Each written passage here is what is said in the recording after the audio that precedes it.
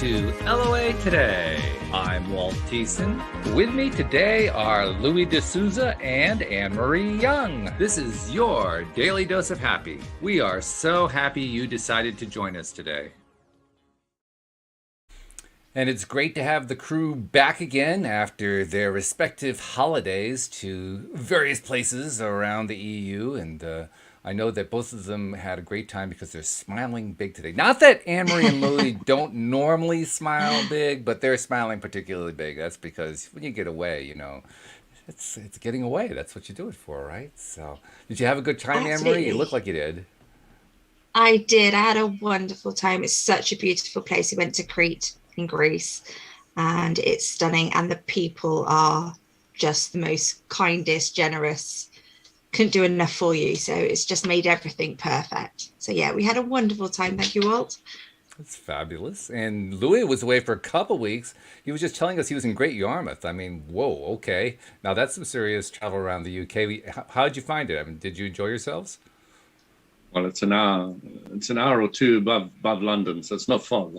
It's not that far. Oh, okay. I forget. You know, with the U.S. you have to travel like forever to get anywhere, so I understand. Yeah. No, it's you take an hour to get around London, but then after that, it's not so bad.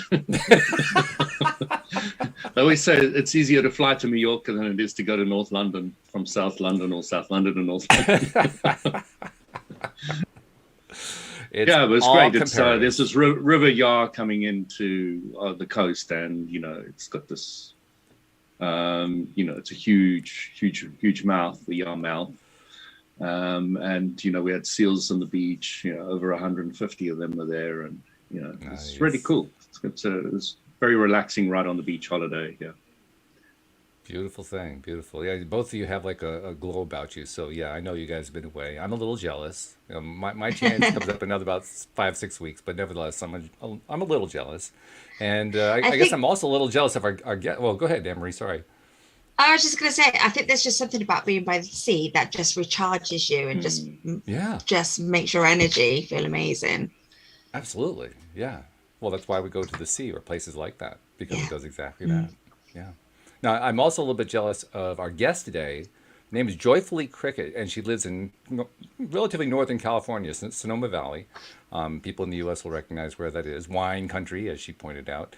And there's something about being from California. I think it kind of just comes from living there, but there's always this mystique, and there's always we all have little associations with it. So I'm going to be kind of curious, Cricket, to see what we are picking up from you about the California vibe. But welcome to the program, and thank you for joining us. How are you doing today? Thank you so much for having me. I'm doing awesome, and I am born and raised in California, so I can't wait to hear what stereotypes that you come up with. Hey, we could always come up with a stereotype. You It's asked for it. easy. Why don't we start off with getting a little bit of background about you because you have an interesting backstory. Why don't you tell people, you know, what transpired for you as you came of age and what you turned it into? Thank you so much. So, yeah, currently I'm a spiritual life coach and inspirational singer-songwriter, but my life journey really brought me to that point, as they tend to. So when I was 20, I had the unfortunate experience of becoming a widow. My husband suddenly died of an accidental drug overdose. And it was really the day that he died was a spiritual awakening for me. I saw two paths before me, one which was full of depression and drug use and just throwing my life away because I had a really good excuse to, or choosing joy and life, essentially. My husband and I were in a pretty toxic relationship, and he was struggling with a lot of mental chemical imbalances.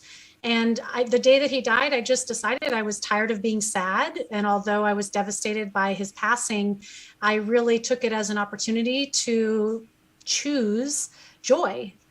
And so, you know, I didn't instantly feel joyful, but it was kind of like a beacon of hope for me in the future that I kind of stayed attached to that vision of making my life meaningful and positive as a result of his passing. And so what I did immediately in the year or two following his death was I started kind of using my songwriting as a way to process my grief. So I wrote these really heavy, sad songs about our relationship and his passing, what I would say to him if I saw him again. And it was a really precious way for me to process what I was experiencing. But then, as I said, I had this spiritual awakening, and I really just continued to learn and grow, learn about manifestation, my place in the universe, what it was that I believed. And as I started practicing the law of attraction more and understanding that more, I started seeing this disconnect between the music that I was writing that was so sad and heavy and my beliefs about our ability to manifest what we think about. So that is how my inspirational music career was born. I started writing songs about my transformation, like I said, the law of attraction, passions, life purpose. And that is what eventually led me to becoming a life coach. So I could help people with the tools it takes to transform your life and live your joyful purpose, not just sing about it on stage. Understandable. And I'm intrigued by your story because I have been interacting a lot lately with a variety of groups on Facebook. A lot of them are relationship related, not all of them. And the common theme that comes up over and over again, particularly among young people, is how they're in a toxic relationship. And most of them are not stories where the people are coming to the conclusion that they have the two paths in front of them, the way that you described, and they're choosing the joyful path. Usually there's just a lot of confusion going on and in uncertainty and not really knowing what to do and so forth. So I'm intrigued how you ended up making that choice. Can you remember what it was that made you decide, I want to go that way? Because that's not the way most people go. Yeah, I think it was really a perfect storm of just having several years of depression and trauma under my belt. And it was, I feel personally, it was a gift from my husband in his passing. I believe that there's life after death, and his death really helped me. It really renewed my faith. And so I take it as a gift from him that I was able to have the clarity in the moment. And it's really informed. I didn't know what I was doing, at the time. I couldn't articulate it as well as I do now, but I see it really as informing what I do with my clients as a way to show like, hey, I had a choice and we all have a choice. We can't control the circumstances that happen to us in our lives, but we absolutely have a choice in how we react to them. And that's essentially at the very core what I do with my clients, because whether it's a toxic relationship or it's losing weight or, creating a new habit or breaking an old one, it all comes down to the decisions and choices that we make. And why do you think there are so many toxic relationships? I mean, literally, well, I guess part of it is because I just keep reading about them. So I have like this skewed belief system, perhaps, just from reading about them, that there are so many of them out there. Maybe it's not as big of a percentage of the overall as I'm thinking that there is, but there seem to be a lot. And you've been through one, you know what it's like. Why do you think people end up with them? Why do they end up in a place where they're dealing with a toxic relationship in the first place? I know there's going to be a lot of reasons, but I'm curious what your take is. I believe that we're attracting that as a way to heal a part of ourselves. So there's something in that relationship that is going to cause us the conflict or the contrast that is going to grow us into the greatest version of ourselves, which is, I believe, our purpose here on Earth. So does it require being a certain personality type in order to come to that conclusion, or does it require a certain background, or is it just that perfect storm like you were talking about? I think it's the perfect storm. I believe that we all came here with these soul contracts, that we're here to learn certain lessons so we can evolve as souls. And so that toxic relationship that you have is really a gift, and there's a lesson in it if you're able to kind of have that higher perspective and look at it from that point of view. Now, I am a total optimist. I'm like totally a glass half full person. I feel like our lives are filled with assumptions, so why not assume the good? And so you can really take any toxic situation and find the gift in it if you're willing to look at it. That's very true. That's very true. So Anne Marie, I'm going to go to you first as you're listening to this.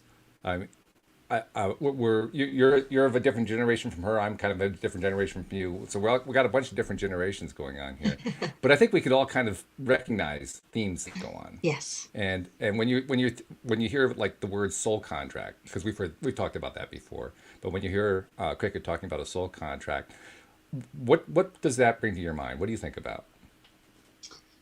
I don't know so much about soul contracts.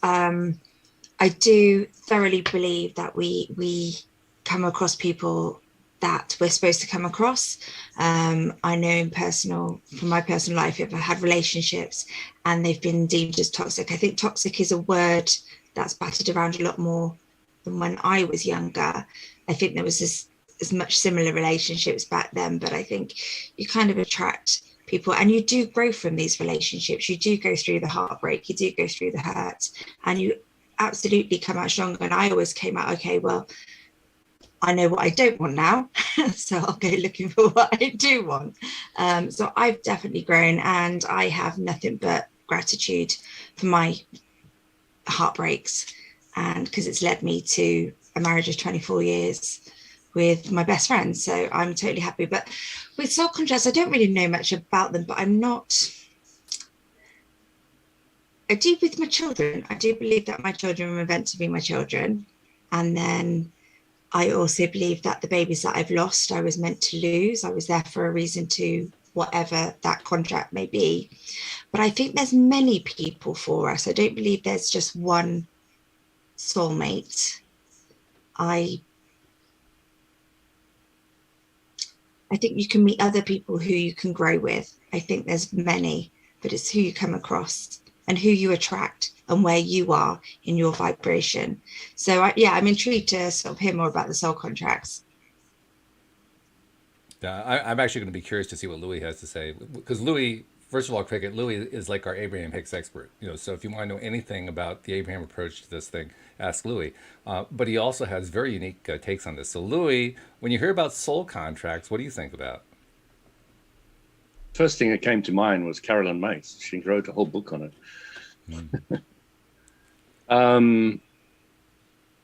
So soul contracts. So people come into your life when you understand the law of attraction. You're obviously attracted to that person, to them, if they were nice, good, bad, or indifferent. So you start realizing that the contracts that you have is not really a contract. It is the active vibration of what you're thinking manifesting in your life. Therefore, I see the nodding from Cricket there. Therefore, what's happening is you're understanding that if you want around you to be a nice person to yourself, you have to have a great relationship with moi. And when you've got a good relationship with yourself, then you start manifesting all these incredible people. And, the idea that there is one soulmate out there for you, to me, is ridiculous. So when you get divorced and you find the next amazing person, you have quite a few of these soul, these what do you call them? Your one and only person in the life for you. So,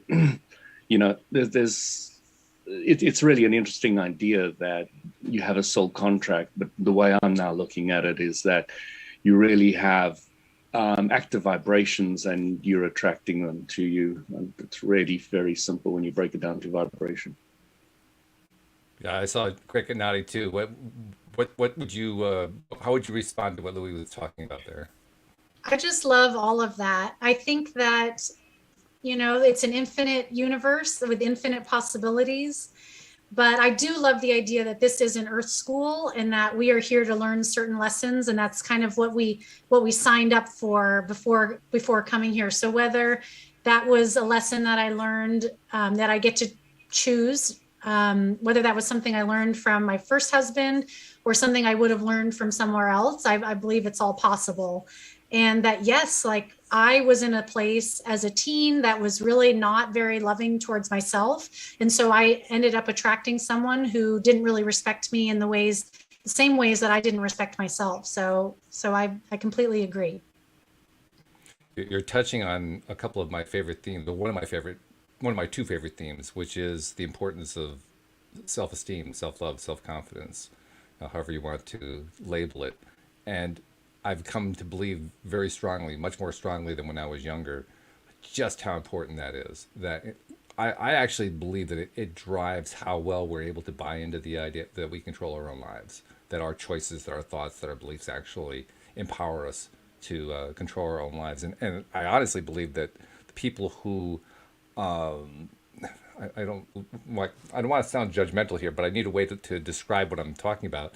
People who tend to fall into victim roles, they're almost uniformly people who really don't have a great sense of self.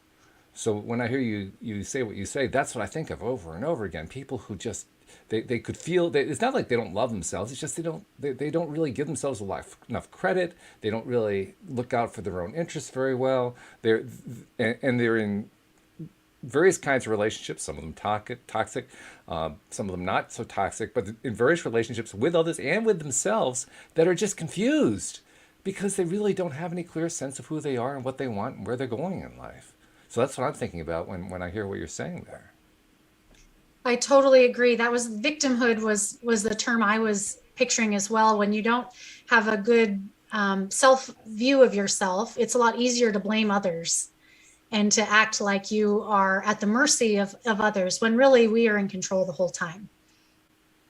Yeah, we are in control the whole time. And I think that's probably what this whole journey is all about that we're talking about here. Learning that we're in control. Learning where the steering wheel is. That's the way I used to think about it. I remember asking myself, okay, I'm supposed to have all this control. Where's the steering wheel? Where's the dash? Because I don't seem to know where it is. Not realizing, of course, that it was inside. What's that, Amory? So I was just going to say, like, my husband came along because I used to, like, meet people go, is this the one? No. Is this the one? No. And then it wasn't until I was like, do you know what? Actually, I'd be quite happy to stay single. I quite like being single. And then bam, he came along and I'm like, oh, no, I was getting used to it. But I got out my own way. I was stopping that, whatever that block was. I'd obviously released it and was just like, yeah, I'm actually quite happy now. Yeah, me too. Actually, that very much summarizes what my situation was. In fact, I was even more extreme about it because I had about 20 straight years of absolutely miserable experiences with relationships. And then I finally quit, threw in the towel, announced to the universe that I had thrown in the towel, and met my wife a month later. So, yes, I know exactly what you're talking about. And it was interesting. Oh, go ahead. No, continue. Well, oh, I was just going to say, I'll never forget how it happened, too, because I got a phone call from a good friend of mine who was also a friend of Louise's. And she was basically trying to connect the two of us together. And when I found out what she was doing, I said, absolutely not. I'm not interested at all. I just threw in the towel. I'm done with relationships. Go away. Fortunately, she was a bit of a therapist, or she's a therapist, so she knew how to get me through that. But nevertheless, I was like, I had totally thrown in the towel. So what were you saying, Louis? I was in a 7-year relationship and I broke it off. And I said, I really don't want any more relationships either. So, that was it. It's just lovely. Let me be by myself for a while. And then, of course, I went on a 5-day energy course. And by the end of it, my wife-to-be moved in. And 2 days later, we knew we were going to get married and have kids. And 15 years later, we got 2 kids and still together and happily married. It's like, but again, it was very much that point where you kind of give up. It's, I don't need anybody. I'm happy by myself. Let's go on and live life. And then, of course, you've got no resistance. And, of course, that is step 3 with Abraham Hicks, letting go, getting relief and release.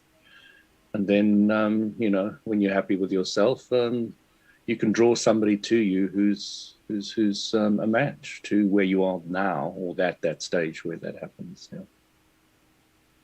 And it could be nobody for a long time. And it could be nobody for quite a while, too. Sure. Yeah, it can work out either way. Again, it comes down to how much resistance do you have built up. And it could be a lot. It could be a ton. And you could have no resistance to being by yourself. Yep. Yeah, and that's the way you need to be and want to be. And, that can really be the... When I look back, I didn't really want to be by myself, to be honest. That wasn't really what I wanted. It wasn't really it. Okay. Even though I said I give up and I want any more relationships and all the rest, that wasn't really the truth underneath it all. That was just the letting go. But you know, then you know, it all fits into place the way it's going to be. Because, you know, on that 5-day course, the first day I saw her walk in, I said, I want to get to know her straight away, immediately. Just straight away, I went and sat opposite her at lunch, and that was it, you know. I knew straight away as well, before I'd even spoken to him. I just set eyes on him and that's my husband. Wow. Yeah, I just knew. I didn't say that on day one. I only said it on day 7. I didn't say that to him. Goodness me. No. As he runs off in his sports shoes. Right. I can't say that was my situation at all. When Louise and I first met, it was a disaster. It just was a horrible first date. But fortunately, we had very good friends who convinced us not to give up so easily, and it all worked out after that. But that first date was just, it's the stuff of legends. It was so bad.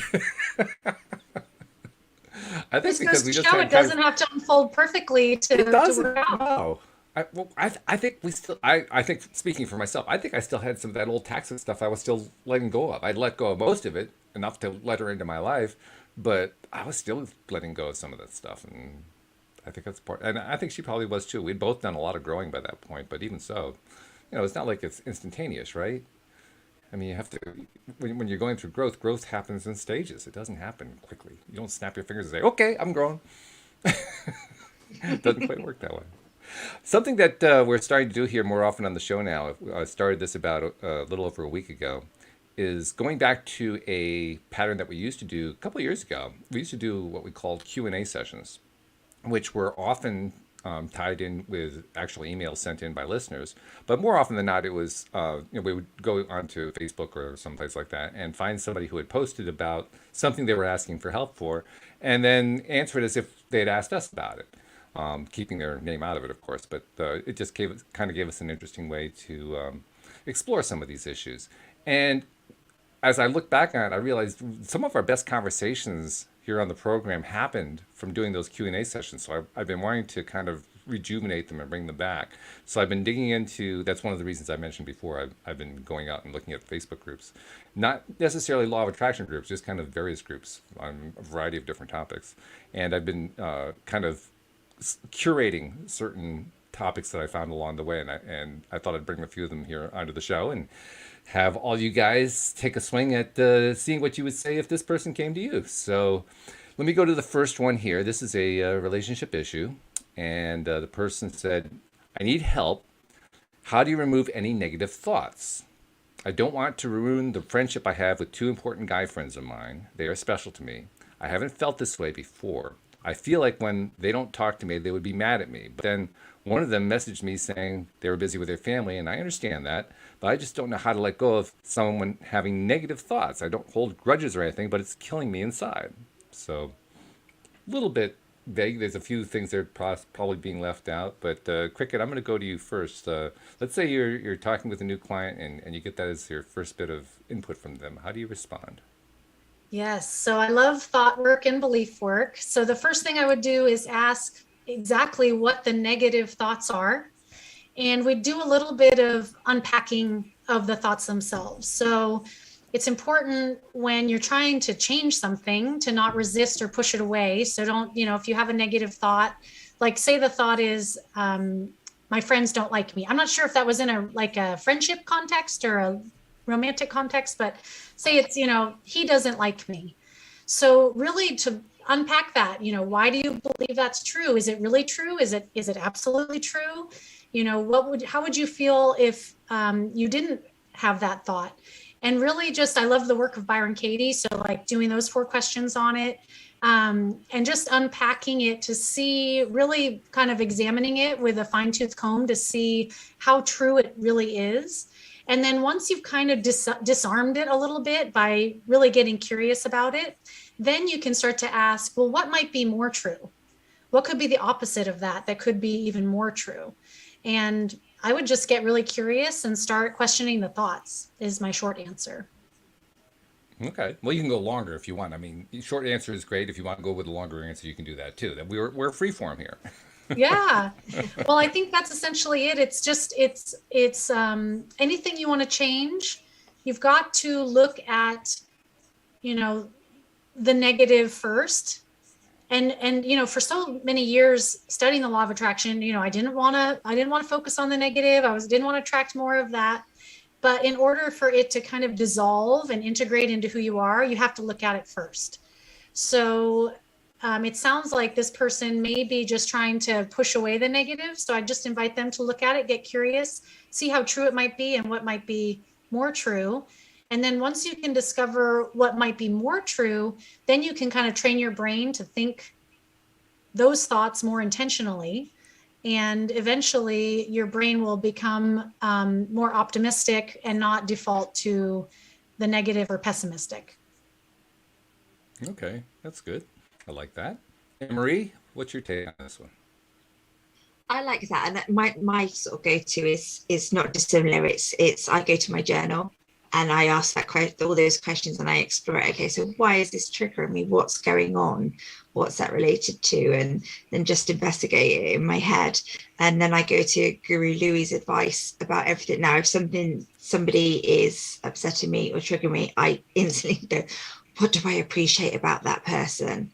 And find the good in it, and then shift it over. So, and then focus in on what I do like about them, not what I don't like or what was happening that I don't want it to happen, and finding that appreciation. So yeah, I go through the self exploration and then I go to the appreciation. All right, really good. Louis, how about you? Yeah, it's really simple, Walt. All you got to do is sell them on eBay. There's lots of people buying.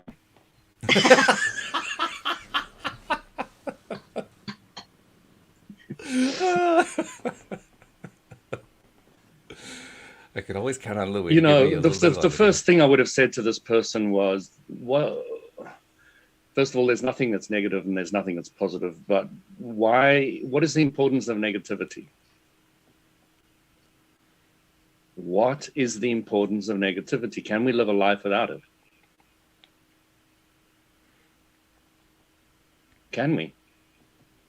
Oh, this is you actually asking this us. is a question. Yeah. Oh, okay. can we live a life without negativity? Can we? Yeah. I'm not sure that there's a way to do it, to be perfectly honest. No, there isn't. Louie's world. You can't live without negativity, because negativity is your expansion point.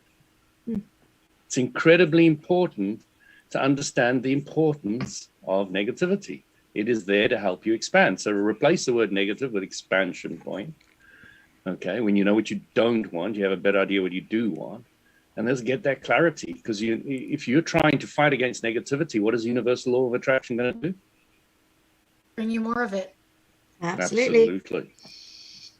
So the understanding that it's an expansion point, not negativity, and understanding that you use it to help expand yourself when you know what you don't want, you have a better idea what you do want. What Cricket was saying, contrast. So when you understand contrast is your teacher, you came here to play in contrast. This is a contrasting universe.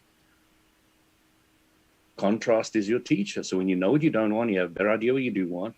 And that's my basic philosophy. You know, when you know what you don't want, you have a better idea what you do want. Now, what Cricket was pointing to there, which is also a very important and valid thing, you know, what feels better. You were pointing to what feels a bit better, what statement feels a bit better. So you're going up the emotional guidance scale when you're looking at that problem. You're not saying, okay, you're depressed and all the rest of it, just be happy, because the vibrational difference from those two are just too great.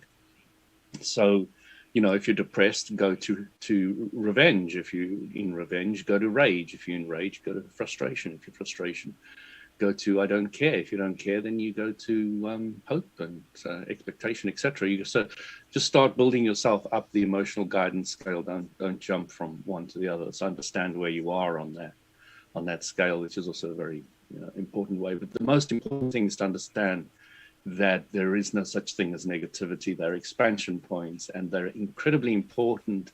And this is why you came here. You know, understanding that to fight against what you don't want is only going to bring more of it.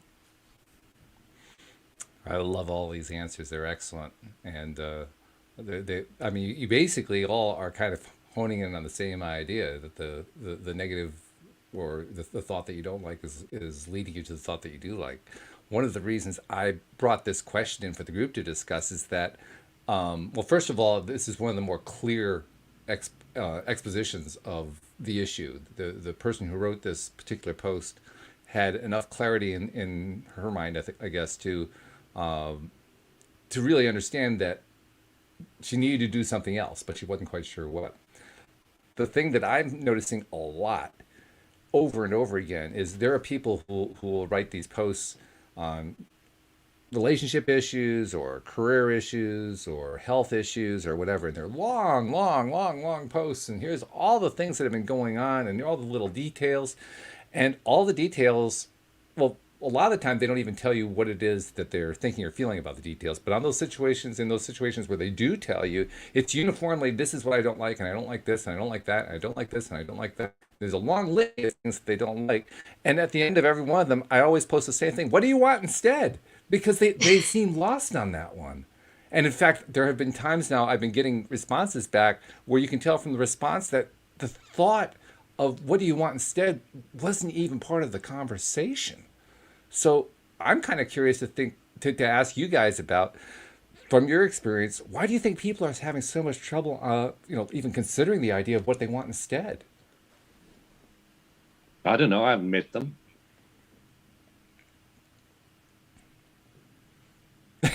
Well, that's insightful.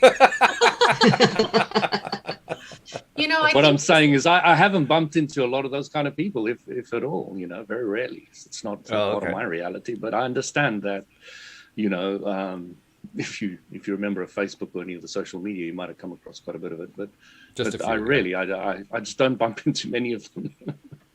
I think Cricket touched on that earlier. Oh, I'm sorry. Go ahead, Anne-Marie. I was just saying, kind of Cricket touched on that. It's retraining your brain. Your brain is like constantly thinking, I haven't got this, I haven't got that, this isn't happening. And you're constantly thinking of the negative. And it's just switching and retraining your brain to think in a different format. I think we're conditioned really collectively to focus on what is, right? And that is why I have the word joyfully in my title, is because I want to, it's a prayer or an intention for me to focus on the joy. And the reason I want to focus on it is because it's practice. It's a spiritual practice for me. So I think, humans is kind of, we're conditioned to focus on what is, and we have to learn how to focus on what it is that we want, use our imaginations to see what's not there yet. But I think the human experience, we're just not yet wired that way automatically. It's something we have to either learn from an outside source or intuit somehow. But for me, it's definitely a practice. Yeah, practice is a good word, because that's what we're doing. We're practicing, really. We're practicing daily. I love that. I love that, Cricket. You're talking about what is. So what is the active vibration of what you thought in the past. Okay, so your thoughts about everything. If you want to know what you've been thinking in the past, you just look where you are now. Okay, so that is what is, and then you're pointing to the next aspect is, I want to be like this. So those are not active vibrations yet. So those are vibrations which you're now building up. And of course, if you understand the law of attraction, you spend more than 14 seconds on anything, the universal law of attraction will massively amplify it. 2,000 man hours of work for 14 seconds. The universal law of attraction will bring to the table. But what is happening is people aren't able to focus on anything for any period of time, especially not 14 seconds. Okay. And one of the greatest tools that you can learn in this life is concentrated focus on one thing. It's an interesting point. Preferably on what you want, not what you don't want. Well, I was just going to point out there are people who are very good at focusing on a lot of stuff, but like you say, the stuff they don't want. I mean, look at I know what's going on in culture in general, and man, I see examples of it all over the place. I think where people struggle is focusing on stuff that they like, focusing on stuff that they want that's important to them. Or maybe it's, to put it another way, the stuff that is currently important to them is the stuff they don't like, which is kind of odd, but that seems to be the trend. That seems to be the pattern. That's why I find that particularly interesting. Let me bring in another post that I found, and let's see if we can take this to the next step. This is a different group. This is a woman posting about a situation with her daughter. And she says, "Hello, I want to seek some advice regarding my 14-year-old daughter. She has suffered with severe anxiety for years. Excuse me. We have been down all the usual routes, for example, doctors, well-being, counseling, etc. Her school is aware and gives her lots of support. She also has weekly sessions which seem to make a positive impact, but I discovered she's been self-harming using razors. Can anyone give advice on what to do? I've tried talking to her, but she shuts me down. Do I remove all traces of potentially harmful objects, or is that going too far? When am I going overboard?" I think there are probably a lot of parents who can associate with this belief system who are not Louie and Anne-Marie, because this is outside of what we talk about here is outside of what most people are familiar with. But Cricket, I'm going to go to you again on this one. You got this person talking to you. She's a mom. She's dealing with a situation. How do you respond to her? So the theme of anxiety is essentially a feeling that we have in our bodies. And any feeling we have in our bodies starts with a thought first. So I don't know, I don't know how to address the mother. I would address the daughter by asking her, what are the thoughts that are creating the anxiety in her body? And a way to do that is kind of what Anne-Marie was saying before, is do some journaling around it. I call it a thought download.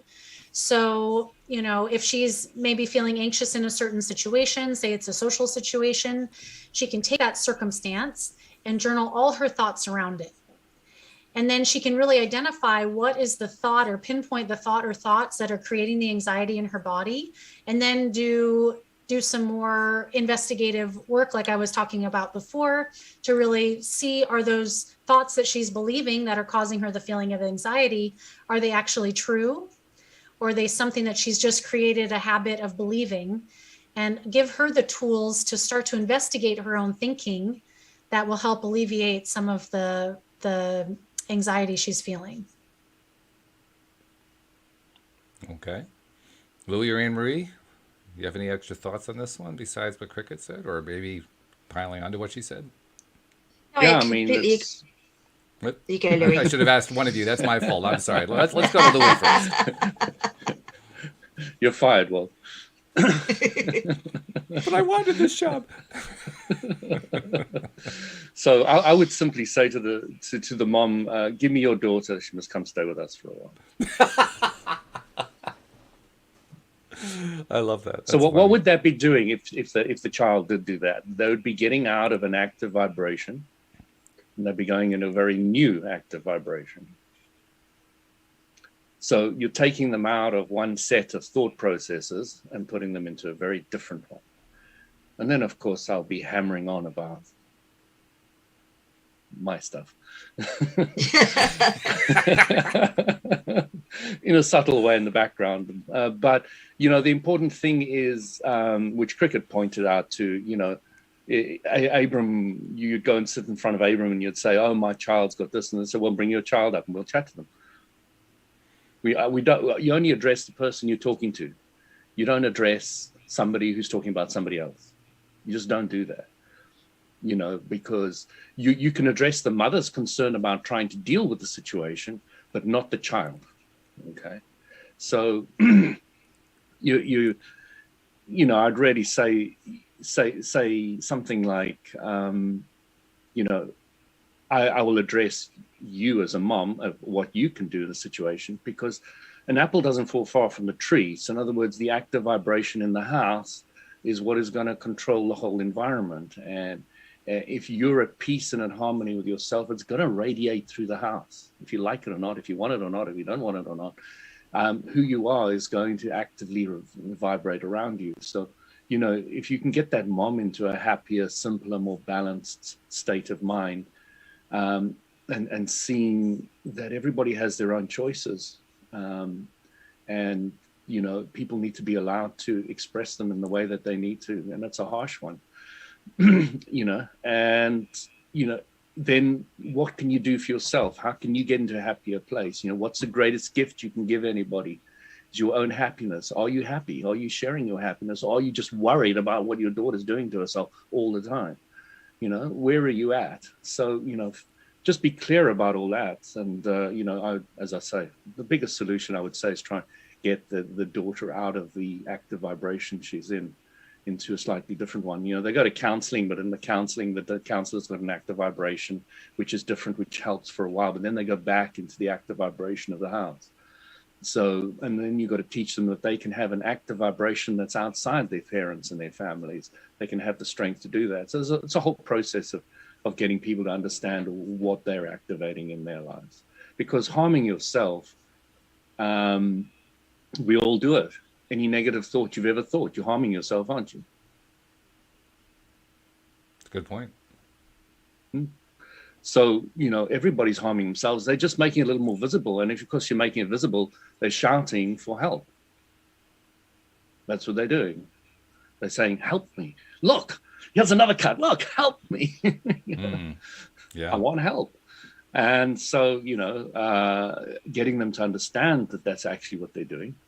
They're asking for help, very visually, very verbally, or non-verbally, or whatever you want to call it. And then, you know, just getting them to open up and understand that, you know, once you start loving yourself, you know, there's people who have really looked after their hands their whole life.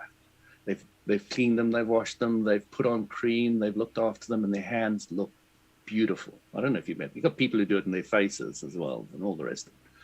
And, you know, when you give yourself conscious, dedicated attention to any part of your body, it heals. And if you do it the other way around, it will destroy it. You can cut it to pieces. So, you know, getting people to understand that they've got these choices of what they want to do. And this physical body is so incredible. It's the most amazing piece of machinery you've got, you know. And the respect I have for it is overwhelming. You know, even when I went in for a hernia operation, just before they put me out with that gas stuff, I was saying to myself, deeply inside myself, I'm so sorry I'm putting you through this. Some part of me was saying to my body, I'm so sorry I'm putting you through this. And this was just an operation which I thought I had to have. I didn't have to have it, but I didn't know that at the time. That's another story altogether. But, you know, the respect you have for your body is so important. You know, I really respect it on so many levels. I look after it. I go through 14 processes of looking after my water before I drink it. You know, there's just little things that I'm doing all the time to enhance and help and heal and balance my body. Not because it's an effort anymore, not because I feel I have to. I want to really actively, passionately want to do this. I do it for the whole family. They can drink the water on whatever stage they want to. They can drink it out straight out of the tap. They can drink it from the first level, second level, or all the way to the 14th level. But I prepare all the water for the whole house every day, and people can do what they want. So, you know, yeah, it's a journey. Letting the body is so important that I would bring this up to that individual. I would say to them, you know, you've given this most incredible piece of machinery, which is a vibrational interpreting machine, which helps you experience the entire universe that you're living in. You know, respect it. You know, and I know what you're doing is just asking for help. You know, that's what I would do. All right, Anne-Marie, what's your take? I'm on both sides. I absolutely agree with Cricket in the fact that, yeah, exploring those emotions and how to deal with it. I do think sometimes that self-harm is a cry for help, but it's also just a way of releasing an emotion you just don't know how to deal with. It's just a release. So finding better ways to deal with those emotions and to calm yourself down. So kind of exploring, building it up. I do have this sort of a trigger with Mum. I'd say, how much is this being fed? I know she's concerned because we only want the best for our children. But actually, is there almost a label as my child's anxiety? And is that kind of feeding her anxiety, and the fact that it's constantly being focused on? And I would sort of encourage mum to ask the child, what does she need? Which is something I ask my children. I don't go in and fix their problems. Do you want me to speak to your teacher? Do you want me to leave you alone? Do you just need a hug? What do you need? So that they can explore their own emotions and their own solutions themselves. So there'll be work kind of a bit with both mum and daughter, but mum to just how to deal with it, speak to the child, communicate, but don't focus on the anxiety, focus on solution. Yeah, I love all of your answers. I think you all really nailed it beautifully. I think the only thing I would add is, go ahead, Louis. And Marie, I'm fascinated with the idea that somebody would be cutting themselves to experience what? A release. I've done it. I've been there myself. It's just literally haven't known what to do. So what kind of release and relief? Explain to me how. Yeah, you say you've done it yourself, so I'm really curious. Yeah, it's just been where just so overpowered with an emotion that didn't know what to do with, that it was just, like you say, something visible, that almost that cry for help, but also something visible to shock me out of that situation and just show me that I'm feeling. Are you happy to share what that feeling was? It was just anger, frustration. Okay. Just overwhelming. So I can relieve anger and frustration by cutting myself. I'm going to try that. No, don't. There's better ways of doing it. No, I'm just really curious. I've never really dreamt about that, so it was quite enlightening to me. Well, it depends really what your emotional level is. I mean, if your emotional level is low enough, that's going to actually feel better. But there is studies that if you give somebody who's self-harming a red pen, just drawing the red line alone can have some similar impact. Not in every case. It's just something I've heard, but it can actually sort of, because it's just something visible and just something. But yeah, that was just my experience. It was literally just overwhelming. I didn't know what to do, and I just had to burst, and that burst. It's not something that happened often at all. You know what I think would really help is a lot more physical activity. I don't completely agree. There's so many better ways of dealing with it. Fully agree, but it's exploring. I don't think man does anywhere near enough physical activity as a whole anymore, and I think that really is damaging on so many levels. Well, I think it's also living in societies that for many generations resisted the idea of releasing strong, overwhelming emotional feeling. I have no problem with that. Precisely. Well, I recall it very vividly growing up. I mean, if you felt something overwhelmingly emotional, there was no outlet. If you could find one on your own, good luck. That was about it. There were just times it was just not acceptable. Fortunately, that has shifted a lot in the years I've been on the planet, but nevertheless, I'm sure it still exists in many places. And it can actually get to the point where an emotional buildup is so great that it's just an explosion that has to come out. And I mean, at that point, labeling it as rage or fear or anger or disappointment or whatever, it's almost irrelevant at that point. Because if there's just so much, it just kind of has to pour out. It just has to kind of just get out, break the dam, just burst out and let the chips fall where they may. That's pretty much what the feeling is. I got to get it out. So obviously, I don't think any of us really advocate self-harm as a way to get there, but nevertheless, that's what's driving it. I think in a lot of cases, there's just so much to get out. Yeah, and I liked what Anne-Marie said. Yeah, just that it is some kind of, the self-harm, it is some kind of relief that it offers them. So creating other options, other solutions for that relief, which could be some kind of physical activity or something that, okay, what is the feeling that you get? What is the benefit that you get when you self-harm yourself? And how can we recreate that in other ways?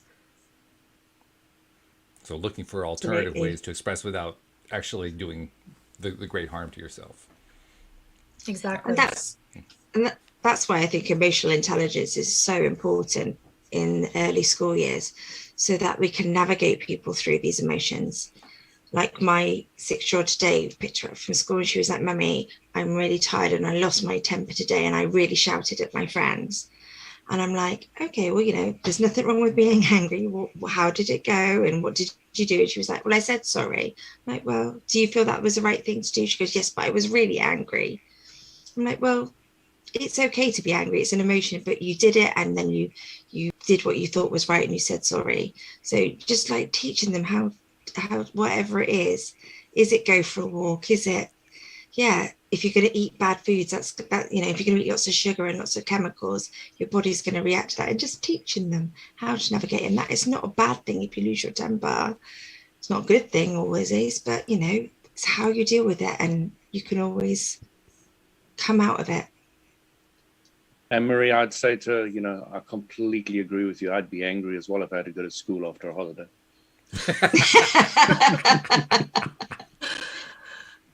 Well, I think it really goes back to what we were saying earlier, or what I was saying earlier about really sitting with emotions and not resisting them, right? So I think that maybe someone gets so pent up to where they have an outburst, or they self-harm themselves because they're not actually willing to look at and sit with the emotions that are causing them to be uncomfortable.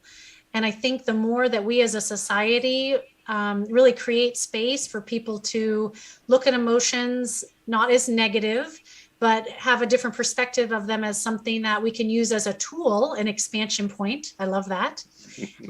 Then it will create more space for healing, and really people will help integrate what they're experiencing, as opposed to having to have some kind of self-harmful release.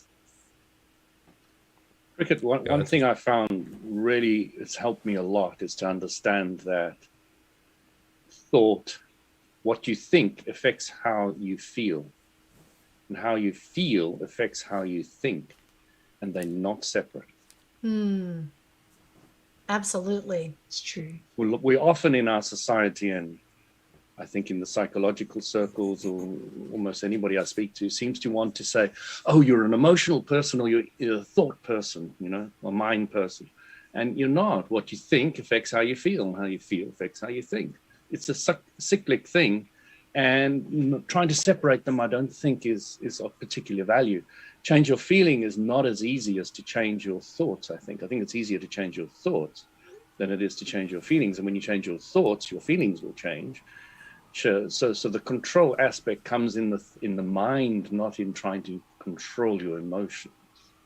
I completely agree, and that is the basis of the inspirational music that I write, because it's in acting with intention to create thoughts, or to focus on thoughts through song that empower you for creating what it is that you want to manifest in your life.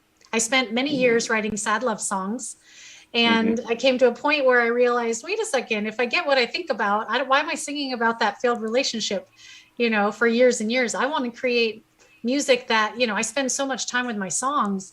I should create music that uplifts me and is creating that vision that I have, not, vibrating in the past.